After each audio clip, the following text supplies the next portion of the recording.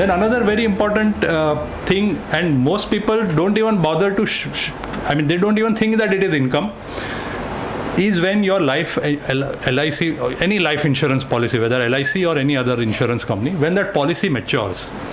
We all know that upon maturity of a life insurance policy, whatever we get is exempt in our hands. There's a condition laid down that the premium, that sum assured should be more than 10 times the premium, annual premium. But subject to that, it is exempt in our hands. Most people don't bother to show it, claiming that it is a capital receipt, so you don't need to show it. Incorrect. It is income, but it is exempt, so you need to show it. You have been paying premium for 20 years. See, many times what happens is that when an ITO questions us, we straight away feel offended that how dare he, because in our heart of hearts, we know we are honest. I have paid through all these years, through my nose, through my salary, my premium for 20 years, and suddenly he is asking me, kidhar se aaya policy? But he has, the fact of the matter is that in a country of 125 crores, how many are taxpayers?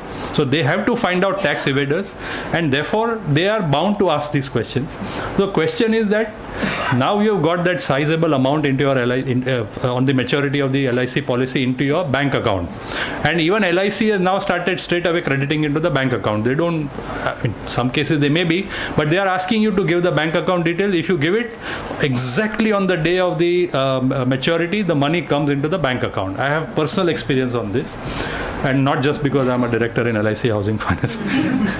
But this is happening. So when you have got that money into your bank account by way of ECS, it will probably say something, LIC or SBI or God knows what it will say. But it will tell you that. Other than that, if you have not kept any proof, then what happens? Amount is not taxable. But how do you prove that it is really the amount that you got back on the maturity of a life insurance policy? So do you destroy your old LIC policy? Money has come. Now what is the use of this? After I die, nobody else will get anything. You tear it off. Yeah. The LIC premium receipts, year is over, policy has also matured. What is the use of keeping this? Standard, interaction between a husband and wife, particularly at Diwali time, it's nice to clean up all old papers. So you destroy the premium receipts. Yeah. So you don't have any policy document. You don't have any proof that you paid LIC premium because all the premium receipts have been destroyed. And you don't have any proof that what has come into your bank account is by way of maturity of LIC policy.